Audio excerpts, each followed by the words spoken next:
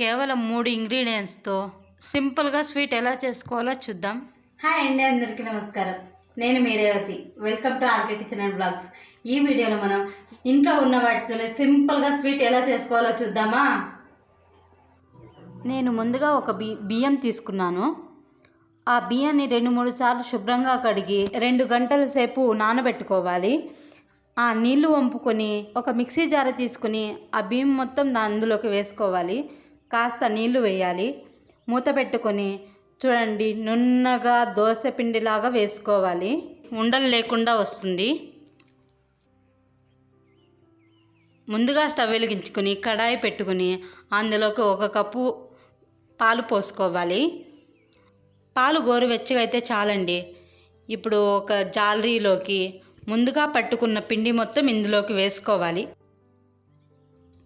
చూడండి, ఇలా వేసుకొని ఇక్కడ నేను ఒక మిస్టేక్ చేశానండి.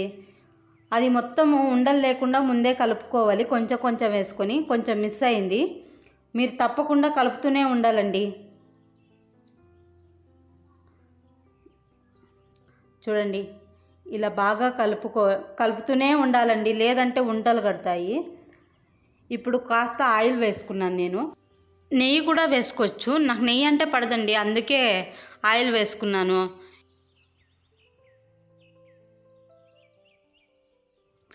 సగం ఉడికింది.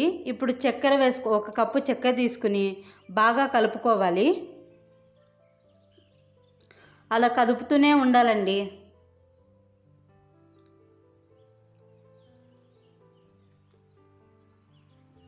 చూడండి, ఆల్మోస్ట్ అయిపోయింది. ఇలా కదుపుతుంటే మొత్తం అంతా ఒకే దగ్గరికి రావాలి. చివరగా తురిమి పెట్టుకున్న కొబ్బరిని ఇందులోకి వేసి బాగా కలుపుకొని ఇది కలుపుతూనే ఉండాలండి, లేదంటే స్వీట్ అనేది వేస్ట్ అయిపోతుందండి. ఒక కేక్ ప్యాన్ తీసుకున్నాను. ముందుగా కట్ చేసుకున్న డ్రై ఫ్రూట్స్ని ఇందులోకి వేసుకోవాలి. చూడండి, ఆ స్వీట్ మొత్తం ఇందులోకి వేసుకుంటున్నాను నేను. పిల్లలకు స్వీట్ అడిగితే నిమిషాల్లోనే ఇంట్లో ఉన్న వాటితోనే ఇలా చేయండి. ఇలా చేసి పెడితే చాలా ఇష్టంగా తింటారు. ఒక ప్లేట్ తీసుకుని స్వీట్ వేసుకున్న కేక్ ప్యాన్ మొత్తం ఉల్టా చేసుకోవాలి. 2-3 సార్లు కొట్టిన తర్వాత ఇది స్వీట్ అనేది కేక్లా ఉంటుందండి. అంతేనండి, సింపుల్గా టేస్టీగా స్వీట్ రెడీ అయిపోయింది.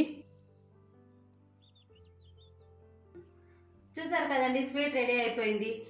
ఒకసారి మీరు కూడా ట్రై చేసి ఎలా వచ్చిందో కమెంట్ చేయండి. అలాగే వీడియో నచ్చితే లైక్ చేసి అండ్ మన ఛానల్ని సబ్స్క్రైబ్ చేసుకోండి friends. Thanks for the watching.